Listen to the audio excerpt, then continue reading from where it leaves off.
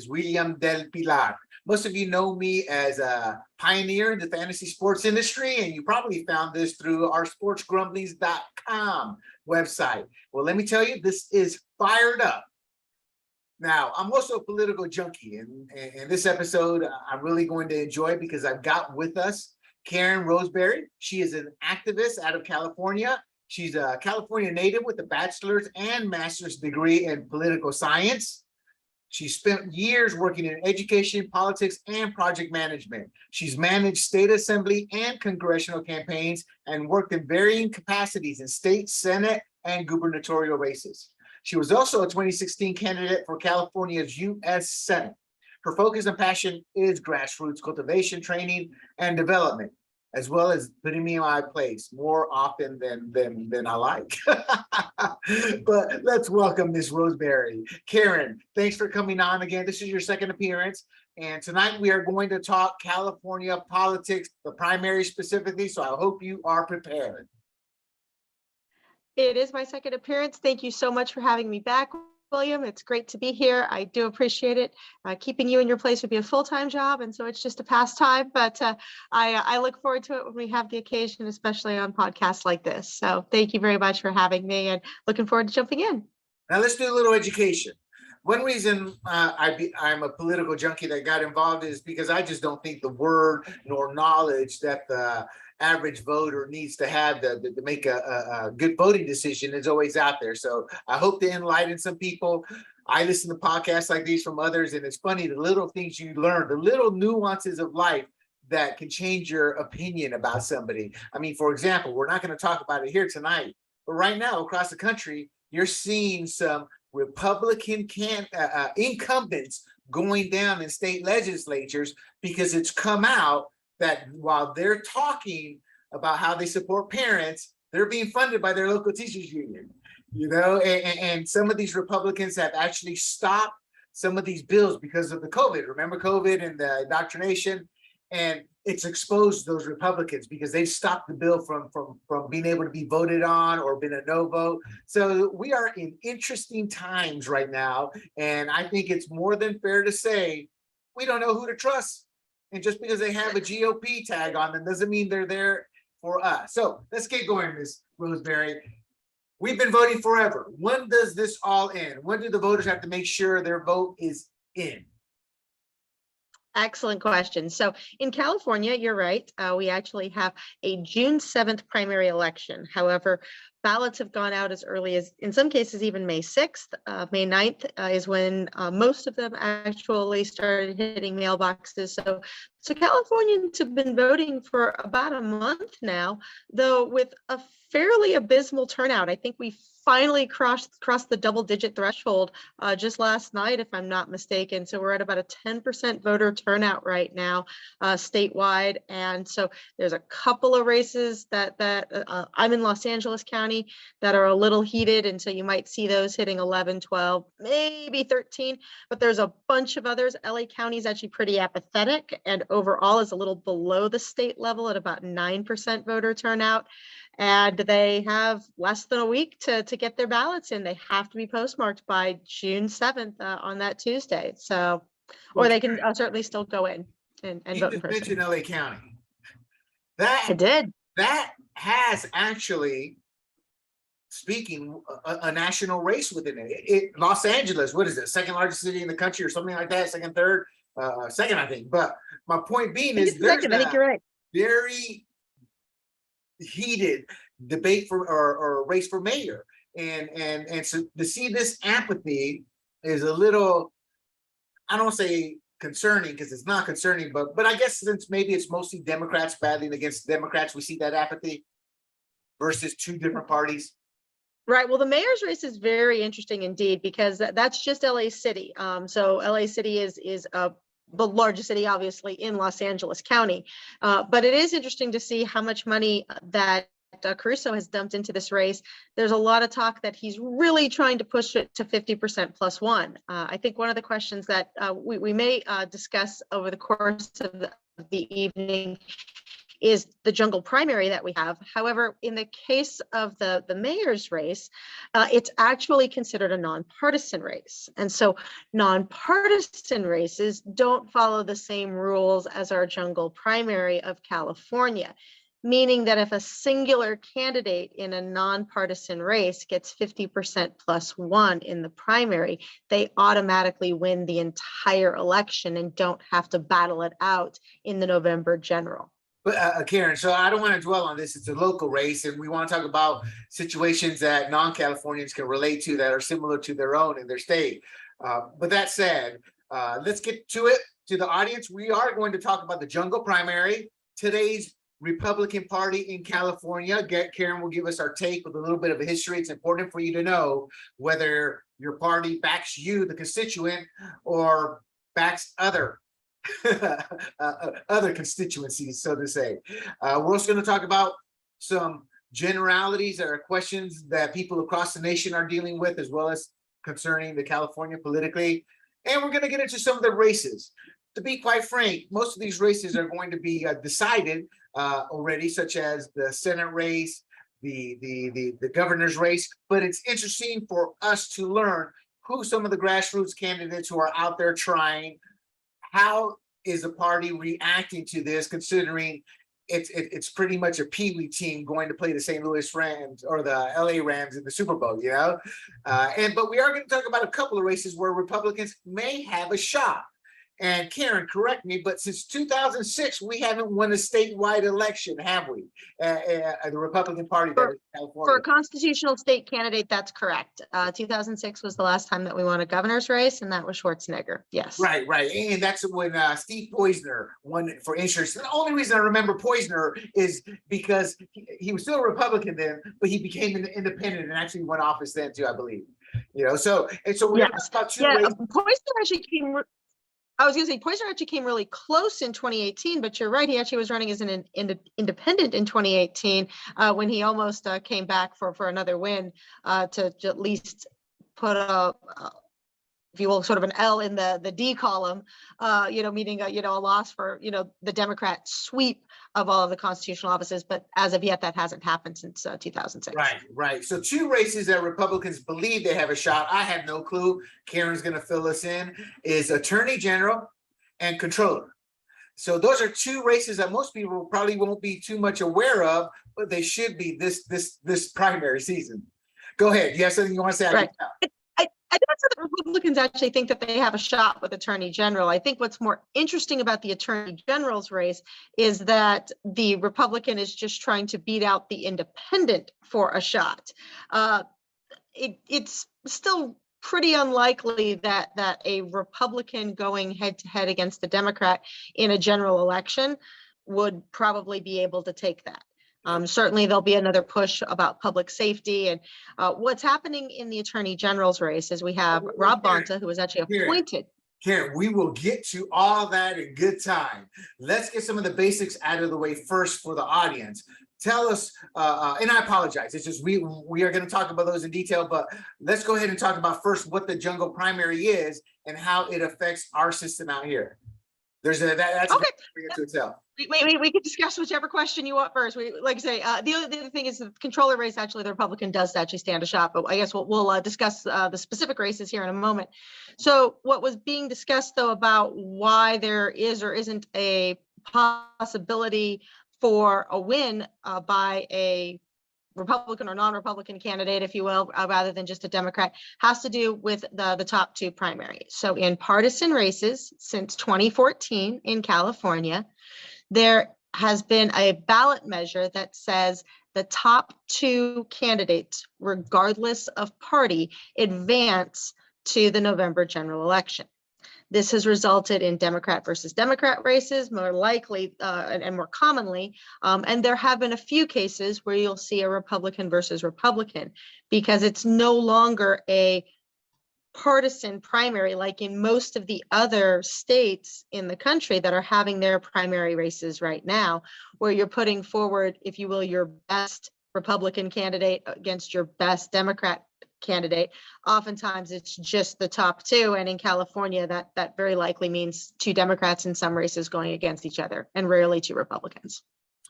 Do you think that's hurt the Republican Party out here? I think that it has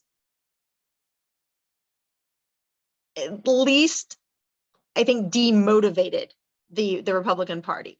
I think that it has taken away some of their spirit.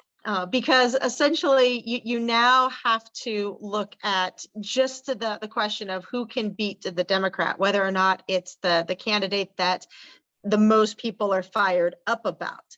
It becomes very much a question of in many races it's the same, but money versus spirit, if you will, and money versus passion. So you can oftentimes have a very spirited individual win the primary, but that doesn't necessarily mean that they're going to win the general. And now, because of the top two, there's a much lesser probability that that spirited individual is actually going to advance because of the need to have the person who can do the best showing in the general election. Yeah, I think all that's hogwash. It all boils down to the person. I think we've killed some of our candidates. That's because that's what they'll claim, but the reality is it's not an establishment chosen person, and thus they go with that line. It's quite disgusting because what they're saying is, hey, the people are too stupid. They have to have this kind of person in front of them. There's a reason Obama got elected. There's a reason Trump got elected. There's a reason Bill Clinton was able to overcome adversity and get elected. These are people in a normal situation. They're not the Republican or Democratic Party type of candidate they want to get in there. So I kind of view it as everything's an individual, especially in today's day and age with the internet, with social media. I think all these old white guys are going to see their downfall because you actually have to have some charisma, and that will generate a whole foundation for you. That's just human nature. That's how life works.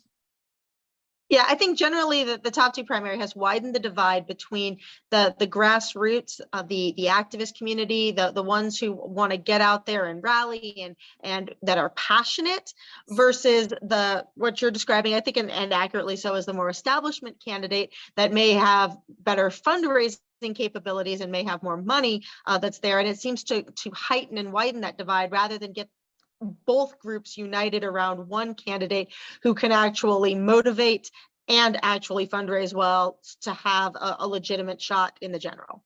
Yeah, and I think the greatest counter to that moving forward is the internet, because you can grow your foundation. You don't need the party for that. There are various ways to be seen as a legitimate candidate versus like that one name I sent you a day or two ago, that super long name, that's a write-in candidate with no money. The only thing unique about it is for the audience, it's about 26 letters in there, it seems like, with 3 names, and it's a write-in candidate. But anyway, let's keep moving. Never gonna happen. Yeah.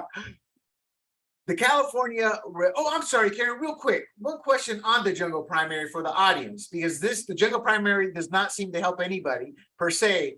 Who gave us the jungle primary?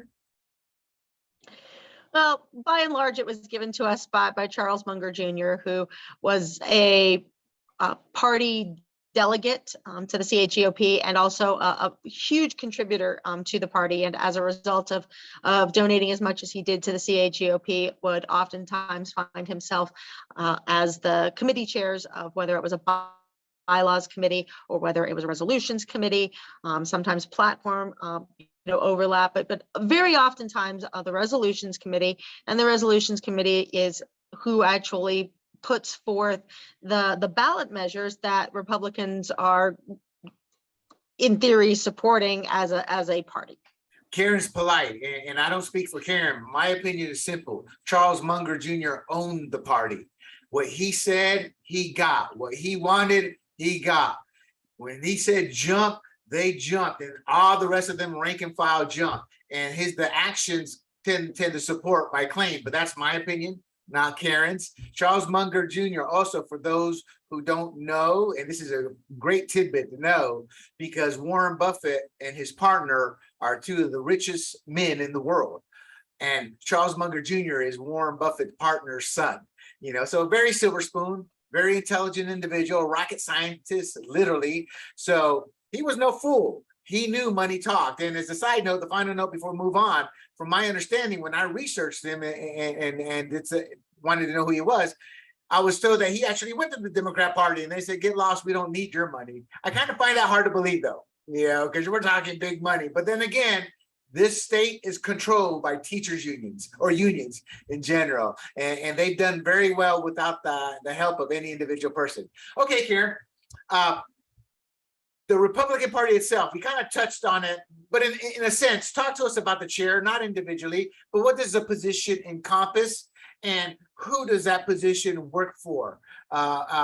Theoretically and in reality, what have we gotten for the last 20, 30 years? And I ask that seriously because we haven't really won an election since the turn of the century that really mattered in terms of at the national level from California. The U.S. Senate has been mostly Democrat. The governors, since Schwarzenegger, it seems at least 10 years since we've seen any Republican visibility up there. So the CAGOP chair right now, I think, is primarily looking to maintain relevancy for the party in California. I believe that the Republican Party, last time I looked at the registration numbers, has dipped back down to third in registration. And so it makes it challenging to put out that credible, fight of, be a Republican because you're going to win. And the reality is that the Republican Party right now does not think that a statewide race is winnable. Again, and I know we'll talk more about it. I mean, they just want to make sure that they actually have a Republican on the AG ticket, because if they end up losing that seat or losing that office to even have a contender in the general, weakens their credibility further. So again, it's showing that they are still viable, that they can play, and that they have a reason for their existence. And that comes down to what they can do and what they can accomplish. And so the Republican Party is trying to do two things, and the chair is leading that effort of raising money and getting Republicans elected. But it's selective on which Republicans will be elected. And right now, the selection is based off of congressional races, because the push of the party and the hope behind that would be, as the Republican Party of California, to get a Republican Speaker of the House. And the most likely candidate for Speaker of the House is actually a Californian, and it would be Kevin McCarthy. Right. So their concern is, and I predicted this too, right after the last election. I said things are going to go south with Biden, and it's going to be a race. They're going to put every dime they have into the congressional races to, first of all, keep the 10 seats we do have and potentially flip a few others. We'll talk about some names specifically there shortly. But my point being is they don't really care about any of that down. They may say they do, but I don't think they really care. Again, those are my opinions. I have no love for this party, even though it's a party I associate with. I think that they've been pretty actually just open and actually very forthright in the fact that the races that they want to play in for this particular election are congressional races. Right. Their focus is not on statewide seats, because right. they know that they don't have the demographics to win. Right. See, that's not true. As a Latino, I can tell you that's not true. We've made no effort to get the Latino vote in this party. Ron Nearing, in a class I took, said Latinos don't vote Republican. And I just looked at him and I said, you just told me how useless you are. And I say Ron Nearing specifically because he's just one of many. Again, I get harsh on this because we're losing so badly and we're doing minimal, we're tweaking instead of changing, and we don't, it's a long story, long soap opera story, but pretty much the conservative grassroots voice has no relevancy in the party. Please just take that for an assumption for the conversation. What does the grassroots have to do to regain their voice? Or do you think they do have a voice in the party?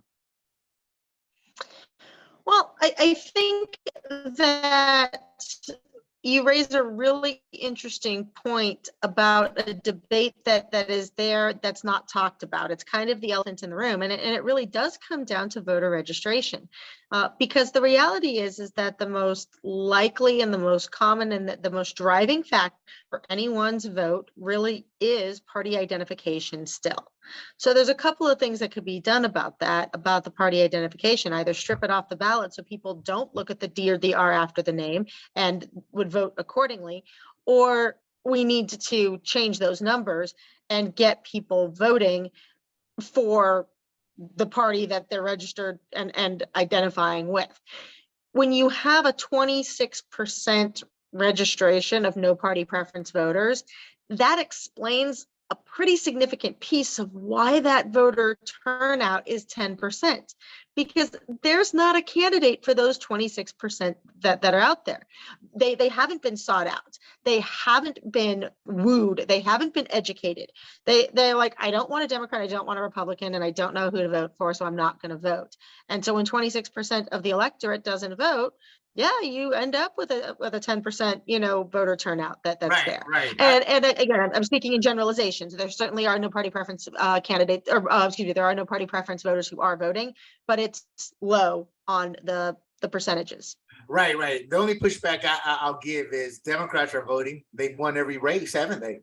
So it doesn't matter about the apathy. They're getting enough of their voters out there to win. And at the end of the day, that's what frustrates me with the Republican Party is they talk a lot of intellectual layers in there. And my question is simple. When's the last time you guys won a major race? And that's with the sides. Oh, but we're out of debt. Thank you, Charles Munger. Okay, let's talk a little redistricting. Let's leave the Republican Party before my face turns red and blows up. Redistricting, Ms. Roseberry. If you can talk about redistricting, in essence, what it is and what's the major concern by both parties that redistricting does. Sure. So redistricting recuts the lines for the districts. And what a district is who is represented by a representative. There are three main distinctions, though there are some smaller ones. And quite honestly, every particular seat is redistricted. There are local county redistricting commissions. There were ones for the Board of Equalization, which was actually part of the 14-person commission that actually cut the lines. And the three main cuts that take place are for the congressional seats, the state Senate seats, and the state assembly seats.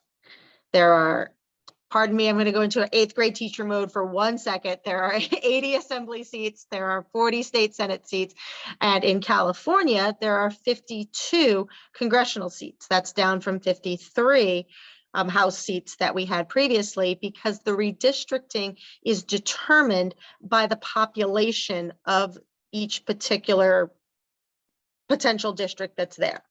So you have a population drop in California, that means we lose a representative in the House of Representatives because now another state picks up that representative because their population grew.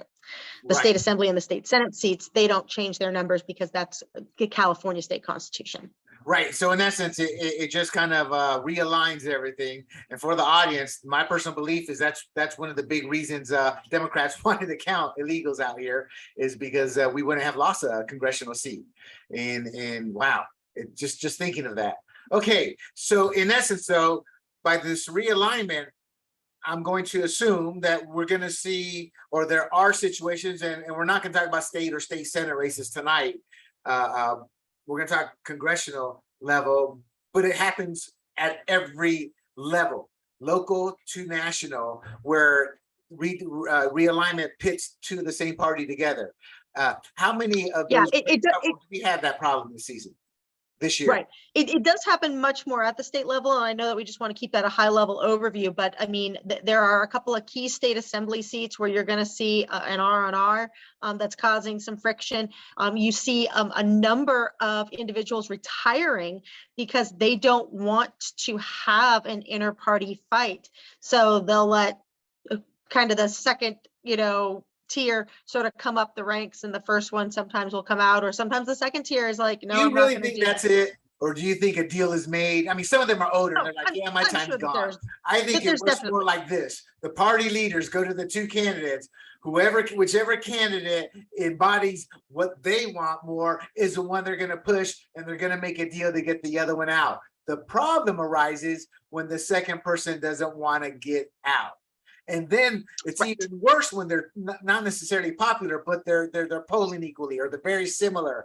Then it becomes the battle royale. And my district at the state level has one of those battle royales that's going to happen. And I've already picked my side, So we'll talk about those races after the primary, and we will focus heavily on those. But so in essence, people, redistricting has happened. When you hear the term gerrymandering, look it up, but that's the soap opera drama of politics, and both sides do that. Karen, I got some general questions for you. Is the fact that larger races or the more visible races aren't competitive this cycle, is that creating a lot of voter apathy and low turnout? The reason I ask is there are so many kitchen table politics, and kitchen table politics is a term used when the issues are the ones that are directly affecting you, like high gas prices, high grocery prices, so those type of things. Public Karen, safety, yes. There's so many of those issues. I would have thought that would have garnered greater turnout, but you're telling me it's not. So what's causing the lower apathy outside of the traditional norms? Well, I think that perhaps the very divisive partisan environment is certainly causing that. And generally speaking, I think that the average Joe citizen, sure, is going to sit around their, kitchen table, and they're going to say, my gas prices are too high. I'm paying way too much, in, my grocery bill, my taxes, all of that, because of just the radical inflation that's taking place. But they're going to say, well, but what can I actually do about this? Who's really going to fix inflation? Who actually understands what inflation is?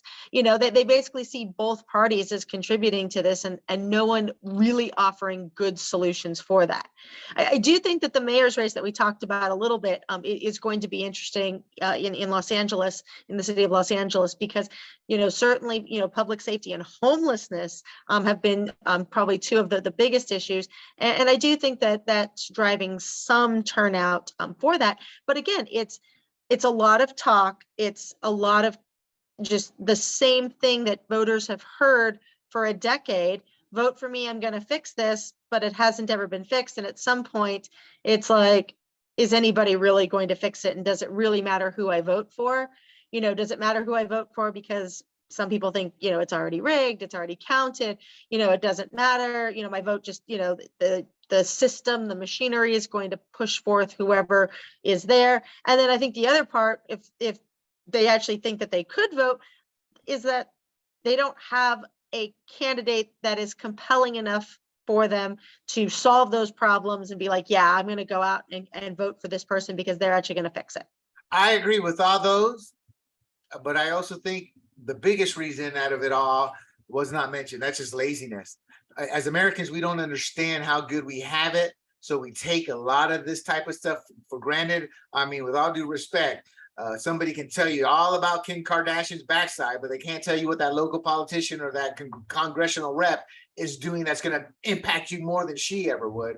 And I do mean that. Can't name their current congressman. So correct. Yeah, exactly. Yeah. So, and that's depressing to me, because coming from a country like Panama, after all that country went through, see my relatives suffer and all that, I'm like, y'all just don't get it. But that's a personal belief. Okay.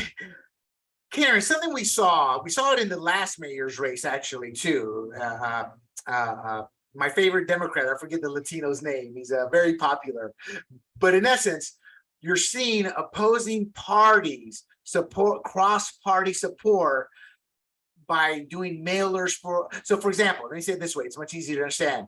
A leading Democrat who knows he's going to be one or two in that race is supporting, say, the fourth or fifth rated Republican to try to get them to win a number 2 spot so they can face them. Is that just isolated? But it seems to me we are seeing more and more of that. In fact, from what I understand, one of our party's congressional candidates, the Democrat congressional candidate, Mike Levine, is sending out mailers to GOP voters talking about Christopher Rodriguez. He's a local up-and-comer, but still a no-name, really has no chance at this level. He's running to lose, but is hoping to gain name recognition out of this. But Mike Levine is sending out mailers supporting him and how strong he is for pro-life and knocking the actual legitimate candidate, who I think Levine's going to beat anyway, but the legitimate candidate being Brian Mario. So is that becoming part of the norm, or are these still isolated cases? Oh, and the Attorney General's race, I understand that may be happening in that too. It's definitely happening in the Attorney General race. Rob Bonta would love to see Eric Early advance, and actually has basically an IE PAC that's actually pushing his candidacy so that he doesn't have to face Nathan Hochman or Anne Marie Schubert. No, I know we'll get more into that race, but just a little glimmer, I'll it's a teaser, we call it. Exactly. Yes, the teaser for that. No, I think it's very, very common. I mean, we're also seeing, and we talked a little bit about this in our last episode, but just the massive misdirection and deflection that's taking place by the Democrats, especially, and abortion's a hot topic issue, not because abortion's going to change in California, but because it's throwing red meat at their base to fire them up. And sure, if, they can basically, push another candidate that will fail more epically against them in the November general election, they're going to do exactly that, because they know that the turnout in November is going to be higher than in June.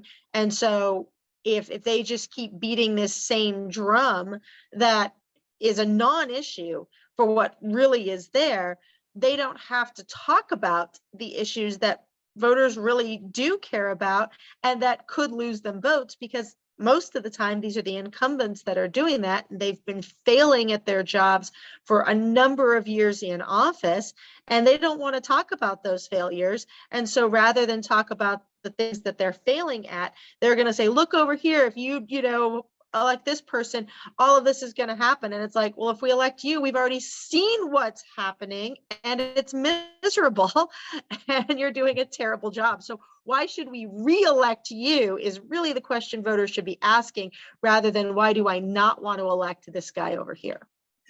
That's just not how people think, sadly, and they know that. And for the record, I don't know if I find it offensive or brilliant. Because there are no rules in war, and this is political war. And I don't say that as in I'm supporting what he's doing. I'm just saying you got to do what you got to do to win, as long as you don't cross the line. And as seedy as that is, he's not crossing the line, in my opinion. But I guess you could say it's unethical. It's not honorable, is what most dumb men would say, because in battle there is no honor. It's about winning and seeing your family and your loved ones the next day. But that said, let's get into some races now. And honestly, I'm more interested in hearing about the individuals in these races that our side needs to know who they are, because as we've said, the likelihood of winning in this environment, and people, we are in the best environment to make a comeback. And the fact that we don't even see that here in California should tell you how deeply blue this state is. And I'm not talking numbers. I'm talking about what Karen said about how people look at, well, why should I vote, or this or that? When there is no hope, it doesn't matter if it's 50-50, because once you have no hope, you're defeated and the other side will win. And that's where the Republican Party is right now. But we do have some great rising stars and some interesting characters. So first, the United States Senate race for California. This is a primary, people, 24 candidates. And as of my research, because I found 6 Democrats and 8 Republicans, and the rest are just people who want to see their name on the ballot, pretty much. The incumbent is Alex Padilla, a Democrat. Karen, before I go on, though, was he elected or appointed? He was appointed. He was appointed to the seat because his predecessor, Kamala Harris, became the vice president. So her U.S. Senate seat was vacated as a result. And Newsom had several appointments. In fact, there's a lot of interesting things going on in San Francisco right now. One of the things that's actually happening in San Francisco is that they're getting a little tired of the appointment process. And so they're actually trying to put some measures in place that limit the extent of the term that an appointed individual, can remain in office. So essentially, if somebody wants to run for office, they can't be appointed to the office. You know what? I just find that all is hogwash. My point being is these are outliers. It's not like every cycle there's 10 people who are getting appointed. There's some positions that are permanent appointees, meaning when the person leaves, but those tend to be non-elected office. For elected office, you got to run eventually. So I guess what I'm trying to say is I can see if the person dies or leaves office at the start, but the cost of these elections, I say that as if I care, because I do care. But the irony is we waste so much money everywhere. This really does become dropped in the water. Okay, so Padilla is a given, right? Right. I guess I would just, I'm going to banter with you a little on that one, just because the power of the incumbency is so strong that when you set up people as an incumbent in office, it gives them a springboard and a platform off of which to go. It basically gives them a head start in their race that other candidates don't get. There never actually truly comes that place of a open seat as easily as we would have seen had there not been this kind of perpetual appointment process that was going on. Again, Bonta is another one that was actually appointed. Bonta wouldn't be attorney general if Newsom hadn't actually appointed him. So he gets the power of the incumbency for that. And that makes it more challenging for his opponents to come up against him. But I also get the point. Technically, I agree with you, but the reality of the matter is, from when I got involved in 2015, but I've been a political junkie my whole life, and what I just always saw is that you're right, which means the odds are harder, but we don't do everything we can on our side to get the name out. And at the end of the day, it's still the candidate's job to get name recognition. The truth of the matter is, life's not fair. And there's a reason they call it the power of the incumbency. It's not really the power of the incumbency. It's once elected, the name recognition is there, but then the party itself does everything to back that. And because it's an incumbent and those extra add-ons. And the reason I bring this up is it will never happen. But let's say we could remove the party and that incumbent had to run. It would literally be on equal footing outside of the name recognition of him serving however long, But once you get the machine on your side, then everything you said becomes a major factor. I just think I'm old school, Karen. I'm an entrepreneur. Nobody helped me. And I helped start a new industry and I came out on top. My little company out of my garage, then a small office, actually it's a pretty big office in Escondido. We were beating out corporations for contracts. We were providing content to them. So I guess my mind works differently where I view it as a challenge. And I guess when I look at candidates, I'm like, if you're not like me with that mentality, then get the bleep out. And honestly, that's how I view most politicians. It's that machine behind them. I mean, think about it. I'm digressing here, but I just want to bring this point up. There's a lot of boring people where I'm sure you turn on the TV and you see this old 80-year-old.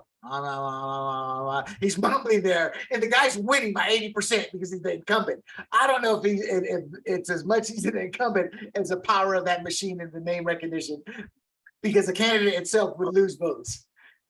Well, the machine is actually really interesting too, because the counter to that is the endorsement process that the opposing candidates to the incumbent would have. And that brings us to a very interesting point of what's going on with that U.S. Senate seat that you were talking about. Correct. So there's pretty much two leading Republicans with a third that has run before and has a little bit of name ID, but hasn't really been able to garner significant traction in finances. So you have Mark Musser, who actually ran for Secretary of State in 2018, and so he's actually been on a statewide ballot and has some name ID and has been able to ride that wave a little bit. You have Cordy Williams, who's a little more conservative. I mean, they're both pretty conservative, but Cordy Williams has at least been championed by a few more conservative groups and kind of have rallied around him as the slightly more conservative candidate. Then you have James Bradley, who actually ran for U.S. Senate before, and like I say, just has never. I'm sorry. He came close last time. Wasn't he like inching up there for a primary? I mean, he lost, but there was like a few days of voting because they were counting the votes, and he was competitive for a couple of days, I remember. Okay, I don't remember it that way, but I'd have to look. But I mean, again, and I like Bradley, but in terms of who actually has money and what's going to actually happen and come down from this, most likely you're going to see Muser advance. He does have the CAGOP endorsement, which means that his name will go on their mailers as they go out and, hit the mailboxes. So if nothing else, if people, look at the endorsed candidate list, for CAGOP, as Republicans voting in the primary, usually that will carry, some weight. The problem is with this race and with all of the other statewide races in California, being the number 2 in the primary isn't going to actually let you really make any inroads into the general, because we're going to see a very partisan split come the general election, which is what we've consistently seen, and it'll probably be along that 60-40 split line. I was at an event once and I asked a question. I won't say who the individual was, but he was an elected congressional representative. And I said, what's it going to take to to regain the governorship or one of the Senate seats? He says, a good-looking Latino. His whole point was saying that and this guy was angry, and he said it half joking, and I talked to him afterwards, and he said, look, that's a national race. He goes, you got to go into the urban areas. You got to go into he didn't say barrios. He was being politically correct. But he's like, you got to go to the neighborhoods. He goes, and we don't have anybody who's doing that. He goes, I have my own district. He goes, it's much different, a small district versus the whole state. And yes. For the record, Mark Muser is one of the most likable guys you will ever meet. And he was not one of the first people, but when I started getting involved in 2015, I immediately met him. He was very involved. He's beloved by a lot of the grassroots, and he appears to be accepted by the establishment. So he's a great candidate. I just question the whole GOP machine in California and its relevancy, and that's what I think dooms him. Again, going back to that machine. But he's a very likable guy. And for individuals who don't know, everybody knows Harmeet Dillon. Is it Dillon? Harmeet Dillon. She's on Fox, on Tucker a lot. He works for her law firm. So he's been involved in a lot of these battles against these draconian laws we're seeing, and they've won. So much success and love to Muser. But if Bradley or Williams can come out of this, more power to it. It shows that maybe we are growing in some way. But I agree with you. So actually, you're saying Muser is likely to take the number 2 spot then? There's no other Democrat that could jump in there? I would say that he's pretty likely to take that just because he is the endorsed Republican candidate. He does have, pretty good name ID over Bradley and over Williams. Williams' name ID, I think, is pretty minimal because we haven't seen him on a ballot before. Bradley we have seen, but in terms of the fundraising capabilities, I think Muser has probably won that out. And like I say, just being on those Republican mailers, I think will be influential for him as well. Right, so, right. And in regards to Harmeet Dillon, she's actually the spokesperson for the she's the national committee spokesperson for the CAGOP. Right, but she goes on Tucker's show as representing herself in the law firm. Hey, that's true. That's how life works. There's a lot of people, well, she should be doing it. Look, she's trying to do it all and succeeding in various ways. We all have to earn a living. All right, so that's the U.S. Senate race. We're going to talk about the congressional races. I don't want to get too detailed into the names as much as the scenarios that are similar, but there's no one doubts that the likelihood of a red wave in 49 states, maybe not California, but a red wave across the nation is going to happen. But there are vulnerable Democrats per various polling agencies. We have David Valadao, he's in a district, and I'm assuming, Karen, and maybe you have some insight, that I'm assuming some of these on both parties, some of the reasons that they're vulnerable is because of redistricting. But we have David Valadao. He's now his district. Valadao, his district is Democrat +6. We have Mike Garcia, who made national news because he won the special election. His district is Democrat +4, and he only won by like 300 votes last time out, I believe. 333. And now it's a Democrat +4, so that's a battle. The other one that is of concern would be Michelle Steele, whose family is CAGOP endorsed. They're involved in the party, and that's Michelle Steele. She's a Democrat in a district that's Democrat +3. There's Kim Young and Ken Calvert, but their districts are still leaning Republican. But what can you tell me in terms of the strategy? What are they facing as a whole, and what do they have to do in terms of the major points to get reelected and overcome the fact that they are now in blue districts? Okay, well, so Valadao is an interesting one, in the fact that he actually came back to retake that seat. So he was there, he lost it, he retook it, and he actually may even face somewhat of a challenging primary, because some people haven't been overly thrilled with the job that he's done. But he is the incumbent, and so he will get as much support as possible. And presuming that he does advance into the November general, which is almost a certainty, I think everyone will rally around him, because he is certainly the preferred candidate over Rudy Salas. And again, I think that Republicans really do want to retake the House.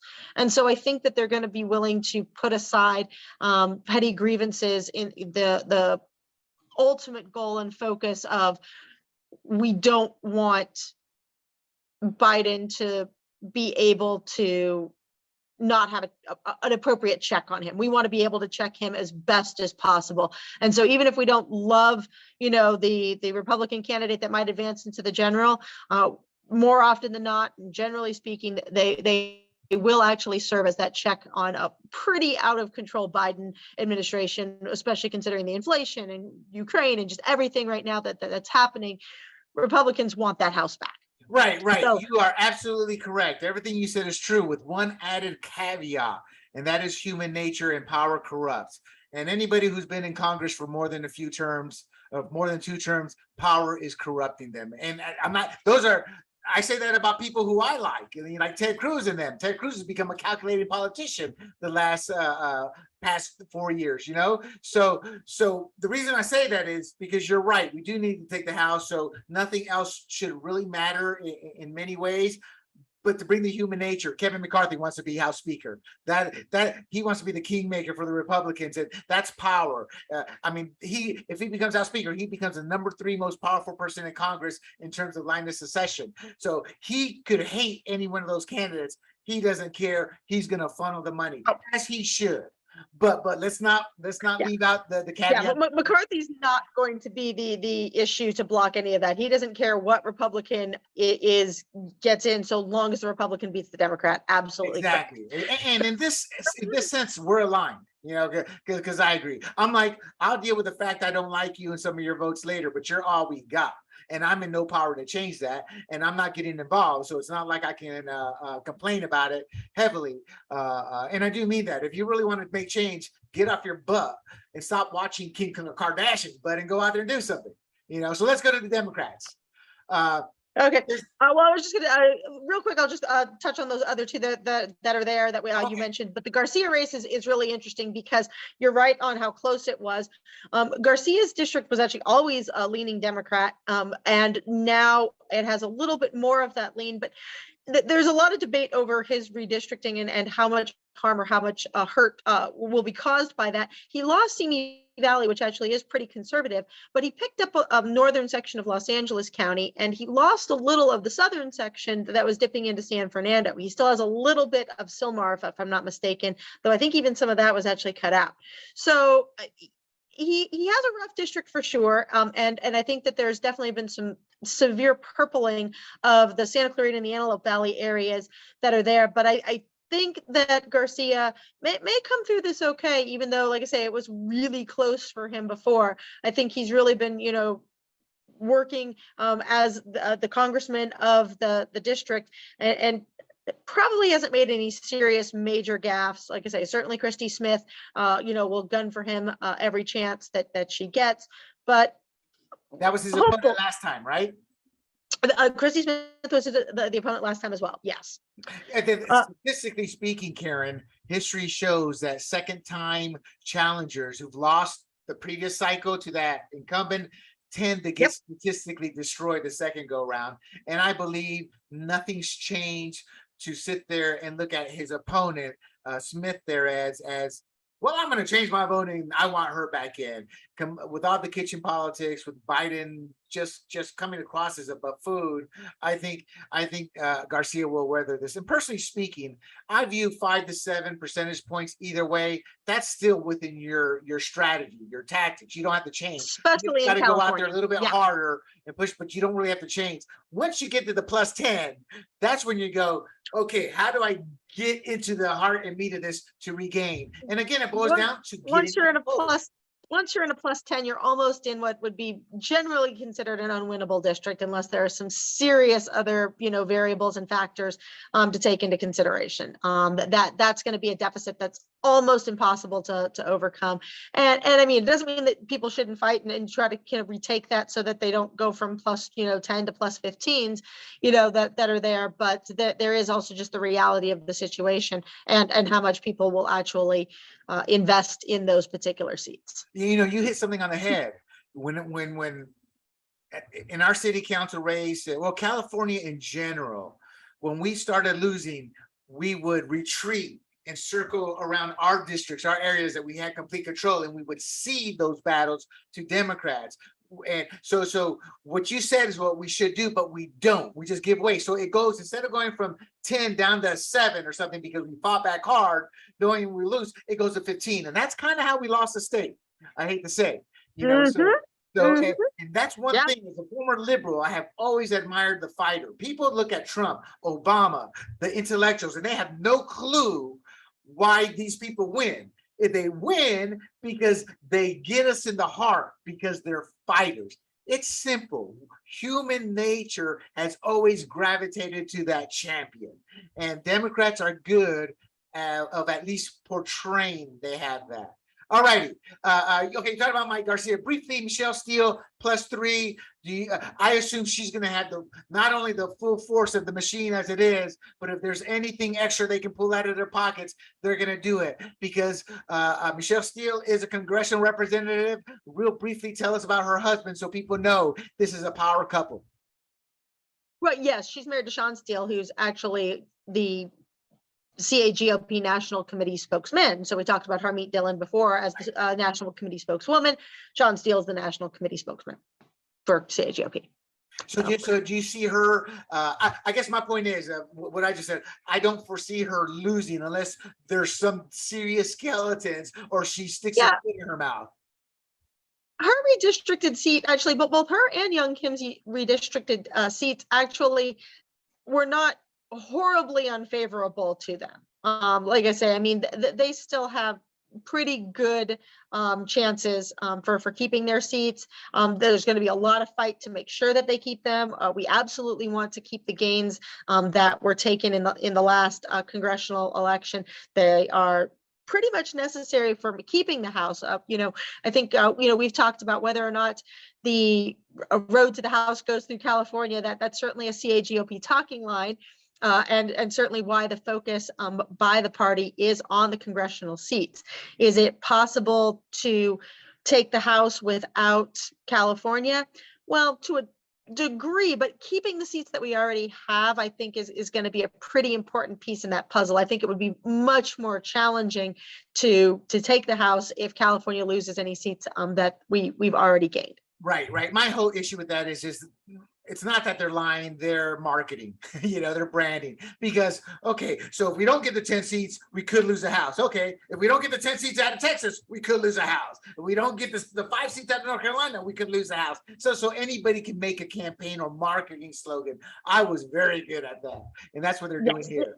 It's entirely true, although just because of the number of seats alone that are in California, there are like, no other state, save, Texas and New York, really have the number of, congressional seats in play. And, in terms of how much sway a single state has in contributing to the House of Representatives. So, there's a component of that's true. But I mean, when we talk about 10 seats for Republicans, I mean, goodness gracious, there's at least, I can think of right off the top, 10 states that don't have 10 representatives, that are there. Right. The sheer number, but Right, I just find it as a flaw argument or statement, only because we've lost this state and we're like trying to cling on to it and keep our relevancy, which we no longer have. Okay, Josh Harder. These are some Democrats. No, Josh Harder. He's a Republican or Democrat? No, Harder is a Democrat. You are that's correct. What I thought. Okay. I did. So for some reason, I'm going to ignore my notes here because they seem wrong, but no, I know what you have on that actually. Yeah. So the interesting thing about the Harder race is that he actually, the seat does have some leaning to a Republican. So I was actually checking it on like I think the Cook's political report, and I couldn't remember if it was likely or leaning. It's still likely or leaning Democrat, but I think it may have actually kicked over from likely to lean Democrat, meaning that there is a glimmer of hope for a Republican to take that seat. And the reason why, there's a couple of reasons. So the seat's located in the Central Valley. And Harder hasn't been in. Central Valley is in the middle of California, just for the audience. Sure, I think most people, the Central Valley, yeah, the central section. We have El Centro also, and some people have confused that. Okay. Valley.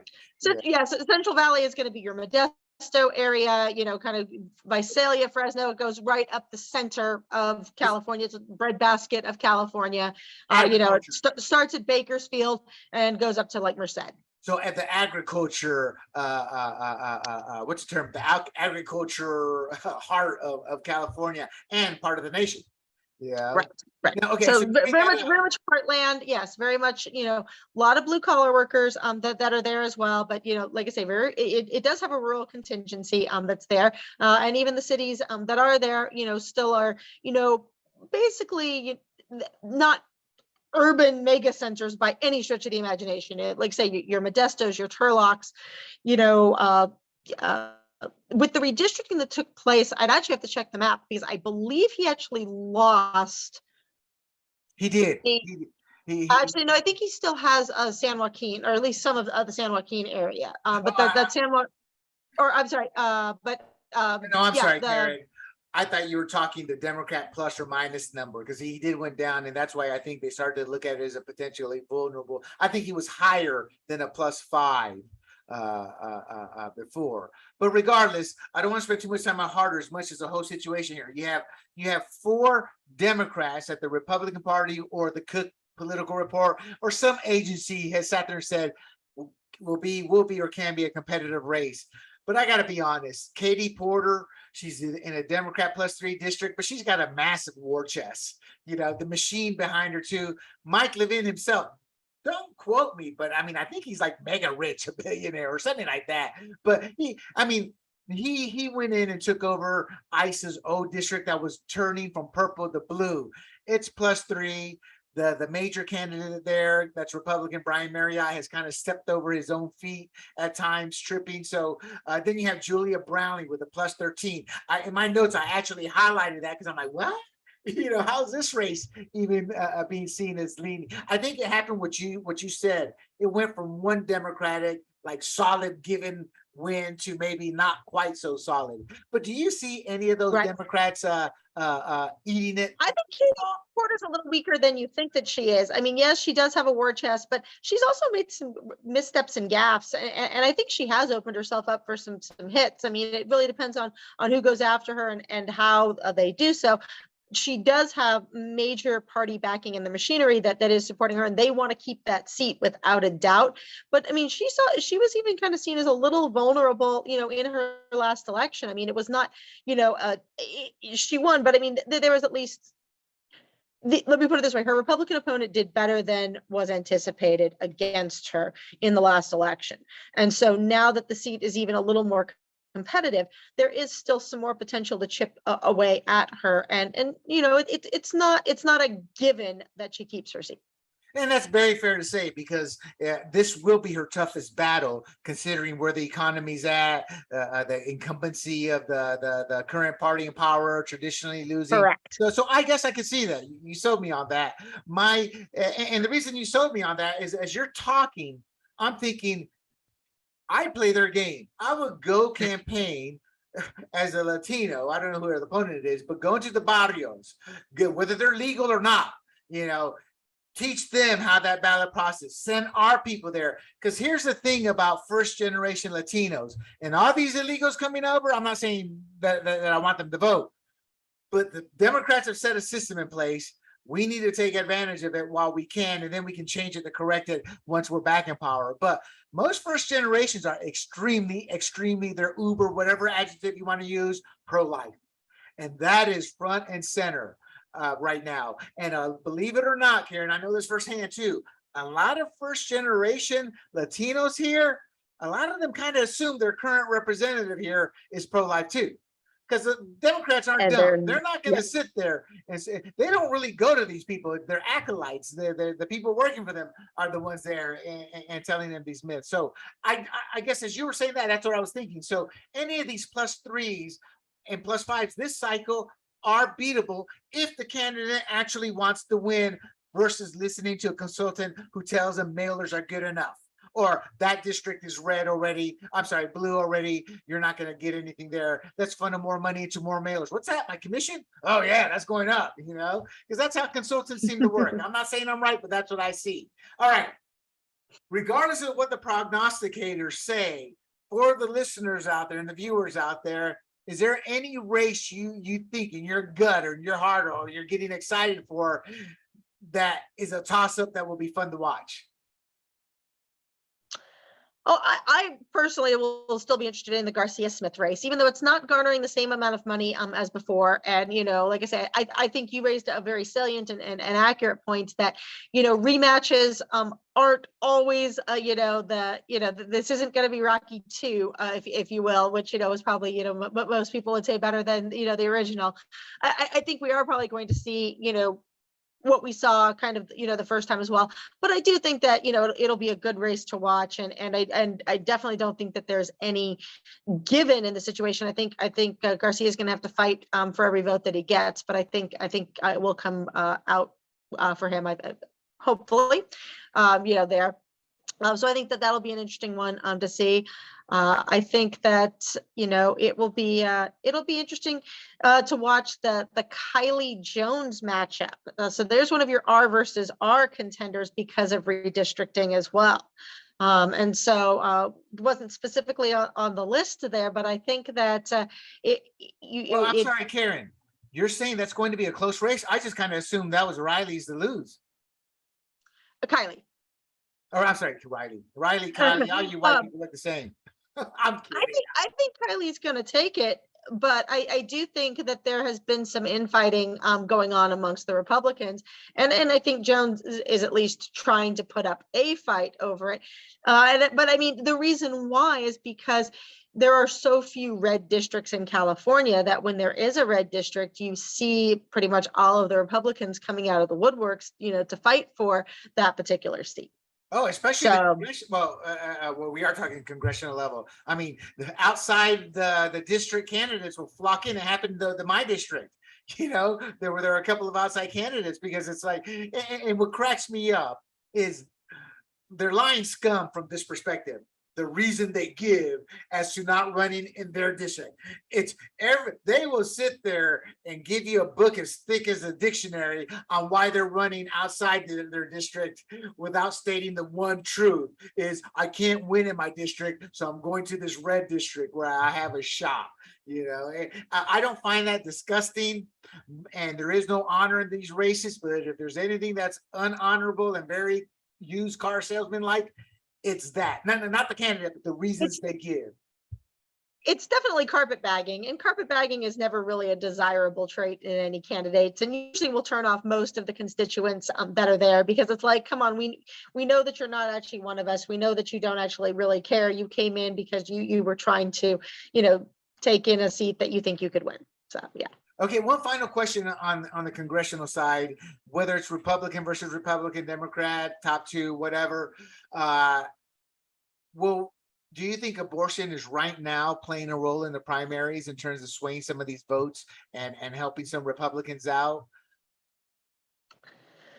I think that the abortion discussion is actually probably helping Democrats more than Republicans right now. In terms of at least how they are trying to throw the red meat at it. It's really interesting because, like I say, for years, I actually would have thought that the more single issue voters were pro-life voters, at least on the topic of abortion. But it almost seems as though it seems as though the Democrats are actually making a play, and certainly with their messaging and their narrative, for single issue pro-abortion voters. I really wouldn't have thought that there was a massive contingency of single issue pro-abortion voters. But, I think many people, and I think they're really trying to drive out, women that, want to hold on to that and that see that as, their issue and the woman's issue of, the election. I don't know that it holds the same weight that it did, during, earlier years. But they certainly are trying to bank off of it. So I do think abortion is a factor, and I do think that we'll see it play, but I think it's being used right now much more so by Democrats, either to advance a candidate that they think that they can beat more substantially in the general, or to turn out voters that were fairly checked out and even more apathetic, and giving them something to go out and vote for because the economy stunk and crime was a mess and Ukraine and everything else that wouldn't have gotten them to turn out otherwise. Here's how I see that abortion battle. I agree with you 100%. It's an emotional issue, which tends to get Democrats and pro-abortion people buzzing like hornets. It gets them riled up, angry, full of hate, vileness, and that. But we have a long game we can play here, meaning after the primary, they're kind of tapped out. Who they have, they rile their people up to get them to go out. The people, they already know who those people are, but our side, the pro-life, we've got tens of thousands of hidden votes there. Again, I'm repeating myself, but with the Latino base here, and that's something that Ron Nearing had no clue on when he was teaching that class, because the Republican Party runs from that battle. They'll tell us in our little conservative party once a month meeting how they're going to do this, do that, but then in front of a camera, they run away from that battle. So the Republican candidates, and usually it's a long shot that we can see try this. We'll go into those districts and talk to those people one-on-one and in Spanish. And when I say that in Spanish, as they should, but I'm a proponent of English being the official language. But that said, we have a lot of Latinos here who speak too much of broken English. You start talking to them in Spanish and they're on board. I flip voters in Vegas, or Nevada rather, to Ted Cruz, because when I would knock on that door, no hablo inglés. No problema, señora. Yo estoy aquí para decirte la verdad. So no problem, ma'am. I'm here to tell you the truth. And as soon as they heard me talk Spanish, their whole demeanor changed. It was as if talking to someone that I wasn't necessarily friends with, but their comfort zone. That's out there, Republicans. You just don't want to see it, And honestly, if I wasn't so worried about baggage, about my family being destroyed, I'd consider wanting to start a career running for office, because it's not that I would necessarily, not that we always get the best candidates, but getting candidates that can win and follow the people's beliefs along with the party's ideology, that's the best of all three worlds. And we're just lacking with that in our party. Okay, let's go to the race everybody's going to know about.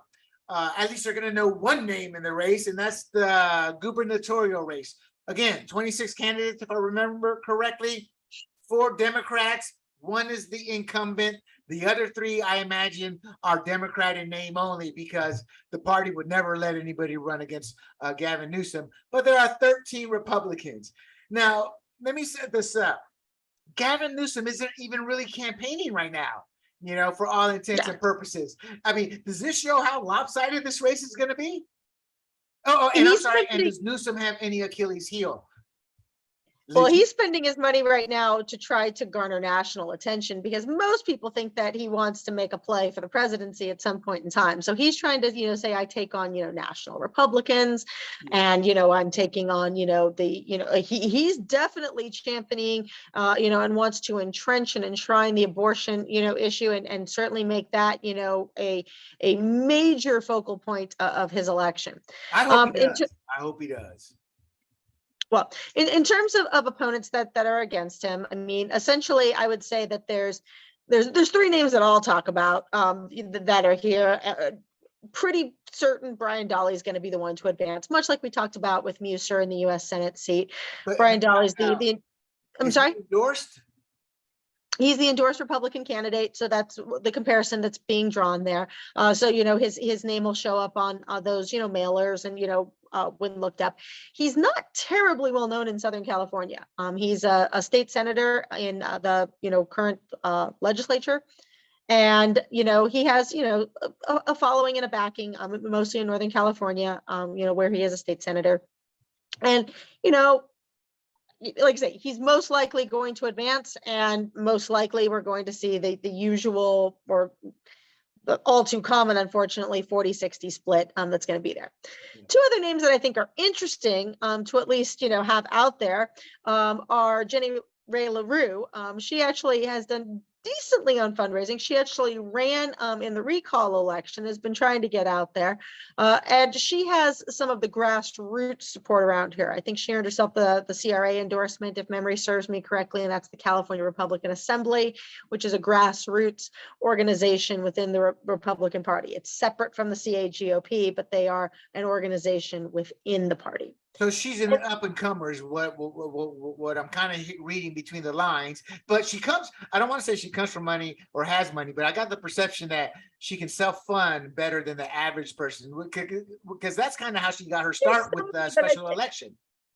I think she's actually just been pretty good at fundraising, quite honestly. I mean, by and large, all things said and done, and considering, I mean, and by pretty good, I mean, she's not pulling in the numbers that are needed to win a statewide race, but she is pulling in at least significant enough numbers that keep her at least on the horizon, and people know that she's there, and she's able to send out some mailers on a very limited capacity, and kind of get her name out there a little bit. Is it fair to say she has a pair, considering what I heard went down with the CAGOP convention? And the reason I say that is she spoke out, and most candidates are like, oh no, I want to protect my career, I'm not going to say anything.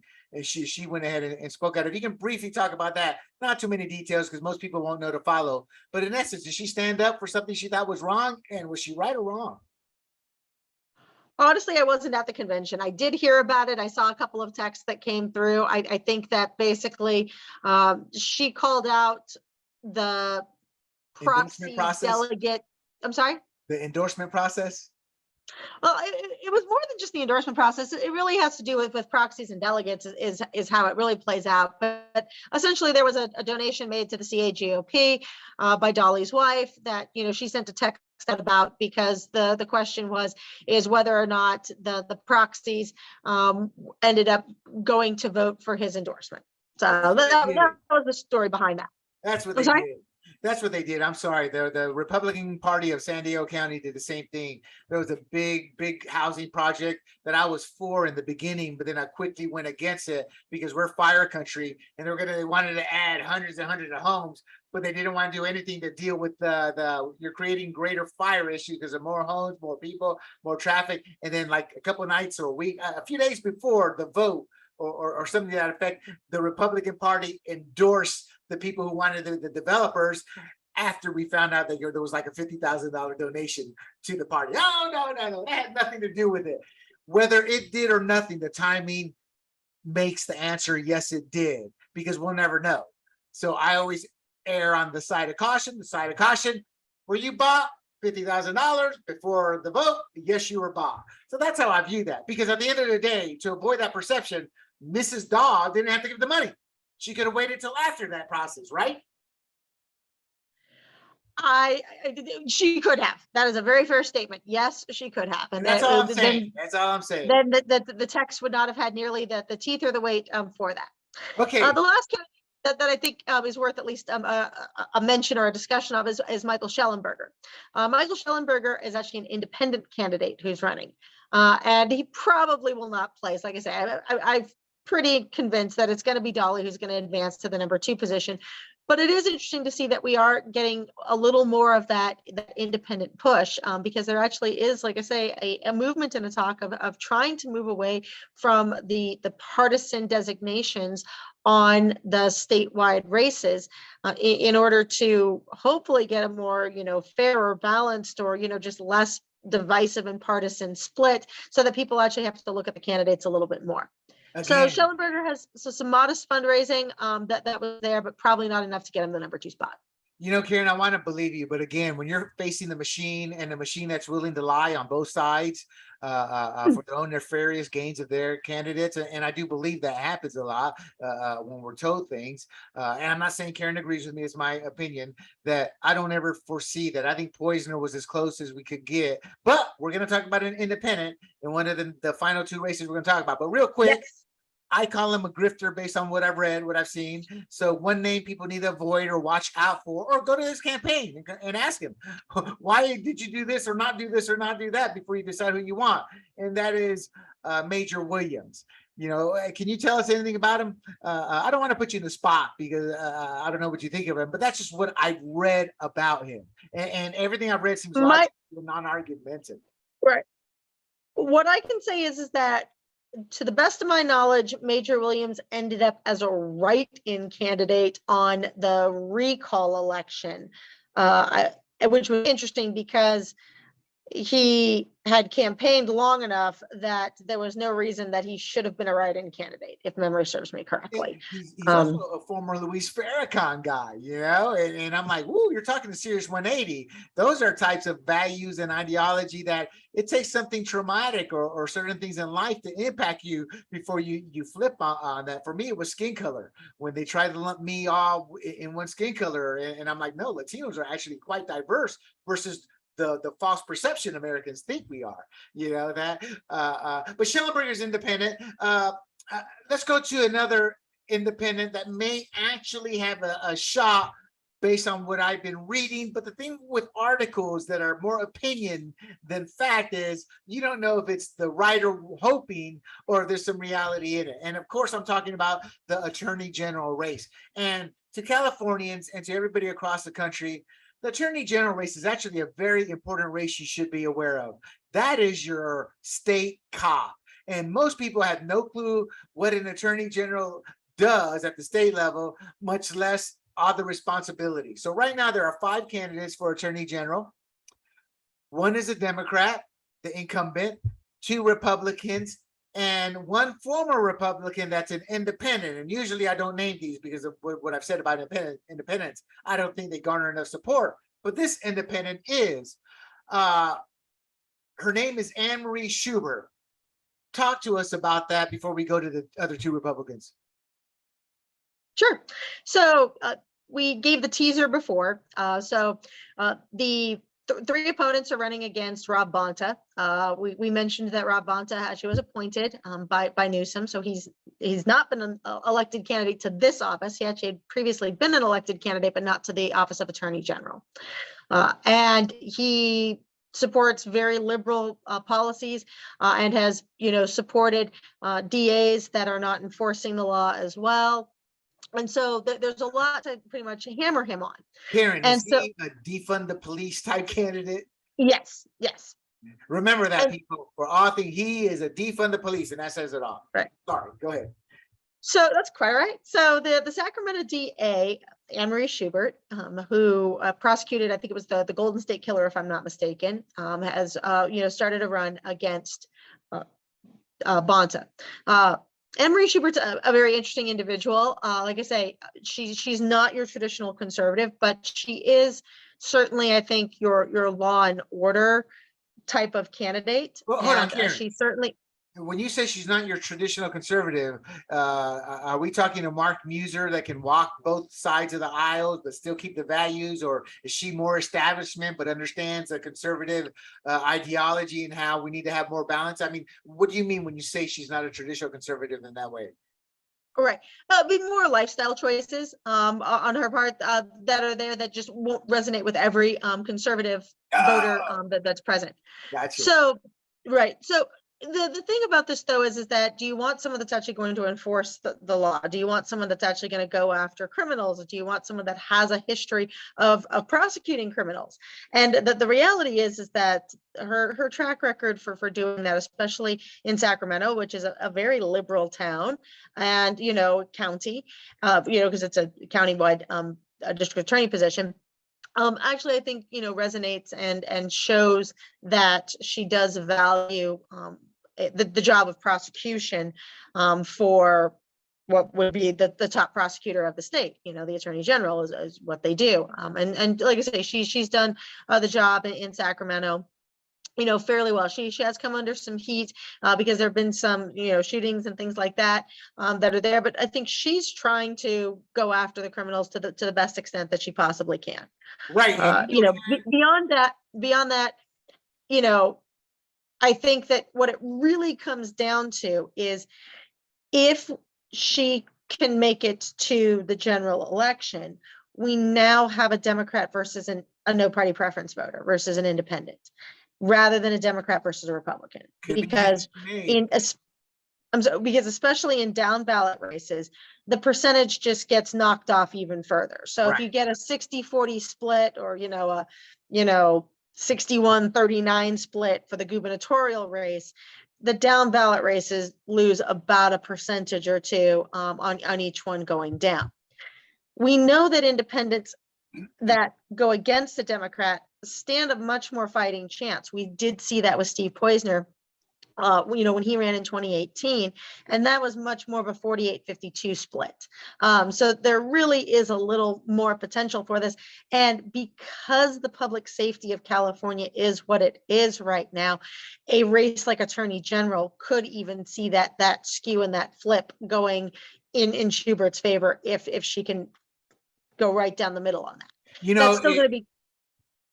I'm sorry? No, I was just going to say, in this instance, I don't believe in independence, but there's always that outlier, that exception. And because we're talking law and order, that transcends class.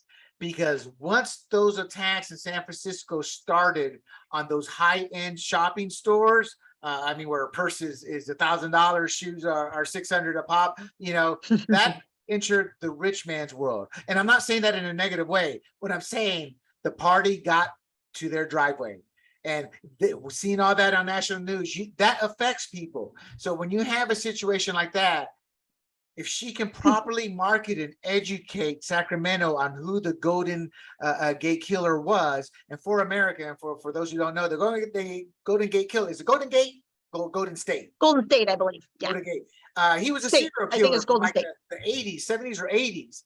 And through DNA evidence, they caught him, which shows a dogged persistence. At least you can market that. And my point being, that can help or transcend. Oh, that's a law and order candidate right there. But she's got to get past. Let's assume the Democrat, the incumbent's in. She's got two other Republicans. Briefly, are any of those two noteworthy? And out of those three candidates, does she have a legit chance? So it really depends on what happens with the split. So the problem right now that she's facing and that her team has to be looking at and very sad about is the fact that no party preference voters are not turning out to vote. We already have an abysmally low voter turnout that we talked about at the beginning of the show. And that's only compounded and worse with no party preference voters who would be the most likely to vote for her. What she needs to make this happen is she needs disaffected Democrats. She needs Democrats that are ticked off at their party. She needs Democrats that actually do want some public safety and that are not happy to basically say, you know what, I'm not going to toe the party line on this. Bonta has failed as the Attorney General, and they need to support her in mass. So Karen, though, hang on. Is she doing that? I think that I don't see a lot of her ads targeted specifically to Democrats, but I would say with a pretty high degree of certainty that if her campaign team is doing what they need to be doing, they better be going after the soft Democrats. They better be going after the Democrats that have demonstrated a propensity for some law and order in the past. And I would say that they probably are. I hope that they are. I don't have insight into the strategy team for her campaign. Like I say, I know a couple of the people that are on it, and I think that they're good enough to know that that's what they would need to do to make this happen. The second thing, though, that has to happen is that the Republican vote needs to split almost evenly in order to go and ensure that there isn't a number 2 from most likely Hodgman. Early really doesn't stand the chance at the number 2 spot, most likely, despite what we kind of hinted at early on in the show about the independent expenditure PAC that Bonta is running to try to push up Early's numbers so that he could run against Early rather than either Schubert or Hodgman. Hodgman is much more well-funded than Early. Hodgman did get the GOP endorsement as well, and we've talked about what that means on mailers and how many Republicans are going to vote for him. But I do think that the Republican Party is a little split on this one. Early ran for Congress in the past. He ran against Adam Schiff, so he has a little name ID. He ran for Attorney General in the past as well, though lost that in that race to Stephen Bailey. So Early does have some name ID, and he does have a grassroots following that is loyal to him and that is passionate. Early earned himself the CRA endorsement. So if the Republican Party splits, even if the Republican Party splits along maybe even a 35-65 line that's there, with the voter turnout being as low as it is, and if Schubert can pull pretty much all of the NPPs and a significant enough share of Democrats, and I know she's been, campaigning to some Republicans, because I have seen some of that's there. There may be some Republicans that are thinking, I really would like to see somebody go against Bonta that has a shot, and she may pull some of those votes as well. It's a long shot. Yeah, that's what I would say. It's a long shot. It's still long. But that said, what Karen is saying, everybody, is vote counting. One of the things you learn in candidate school is how many votes do you need to win? And then from there, where are those votes? And that's what Karen just broke down. She's got to go find those votes out.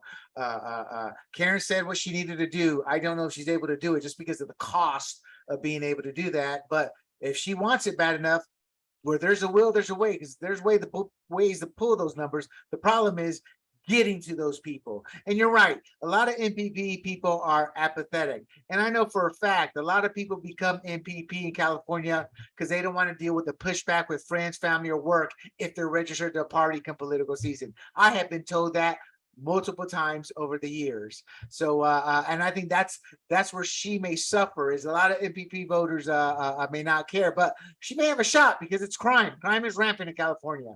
If this was a boxer's match, Vegas would have odds favoring the criminals every time, just because it's become that easy to commit a crime and get off. Okay, so it certainly becomes a more interesting race if she advances to the general. Let's put it that way. Are you hoping for that in a way, or are you going to stick to your Republican? Actually, I think her advancing to the general gives the best shot for defeating Bonta, and the best shot for defeating Bonta is good for the state, and it also weakens the Democrat stranglehold on every statewide seat since 2006. It also weakens the Republican Party's a guerrilla grip they have on the party right now. So I mean, I just thought of that as you were talking. They take a hit, but will it hurt them? I don't know. But it's a crack if she goes ahead. It's a crack in their shield. Okay, the final race before we call it a night, Ms. Roseberry. First of all, you need to tell us what a controller is and why it's important in this race, at least for Californians. Because most people hear the term controller, and it, to me, it's just another fancy name for a bookkeeper. You have bookkeeper, accountant, controller. You got 10 of your names for somebody who crunches financial numbers. I'm being a bit facetious, but what is a controller? I mean, you're not terribly incorrect on this, but I mean, essentially, they perform the audits that take place or are supposed to take place of the state budget. They actually, the controller's name is the name on most of the state checks that are issued as well. They can serve, pardon the pun, after just talking about their name on the check, but they can also serve to a small degree as a check on certain fiscal matters. And that's why this race actually does matter, because and again, another pun, so pardon, but it's good time for puns. But it is a reason why this particular race matters, because California spends money like there's no tomorrow. We have this surplus that's going on, yet none of that's coming back to the people. We have a gas tax that's radically inflated, and yet no one is looking at really the books and the money. All the talk about the EDD fraud that was going on. There's a lot of just fiscal mismanagement that is taking place in this state that has been ignored because of that misdirection that we've been talking about. And when you have a single party control system over the state, they're not accountable to anyone. I mean, technically they're accountable to the voters, and the voters are like, well, do something about it, but they're not changing who they're voting for.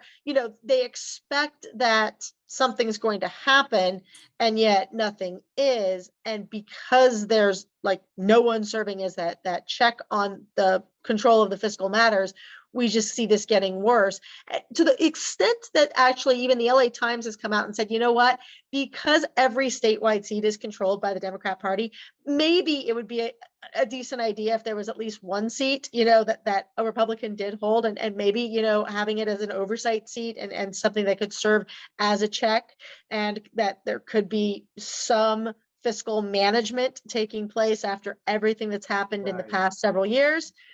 Maybe we actually should endorse Chen, and they did actually. So, well, in a nutshell, the franchise tax board, there's no business in existence that does not know what the franchise tax board is. And my point being, that position serves on the franchise tax board, and it's a powerful seat. So we take a lot of these positions for granted, but he truly has the power of the pen, and he's not governor. So it's an important position. There are 6 candidates, people. It's an open seat. And I think that's one reason Republicans do have hope, and Karen can attest that an open seat makes it a bit more equal than the power of the incumbent. And name ID on this seat stinks. And okay, it usually does for the controller, because it's a minor race in the bigger picture, where in the reality it's a very important race. And Chen has done a pretty good job of getting his name out there for a very long time. Who's that? The Republican? I said Chen has done a pretty good job of getting his name out there for a pretty long time. Like I say, the biggest opposition, or like the drawback that he actually has is that R after his name and what that'll do. However, I'm sorry, you were saying the name and it wasn't clicking. Yes, Lanhee Joseph Chen. Yeah, right. Yeah. Right. And so, like I say, I think though, on the low voter turnout that's going on, actually could serve him well in this particular race, because the voter turnout is as low as it is.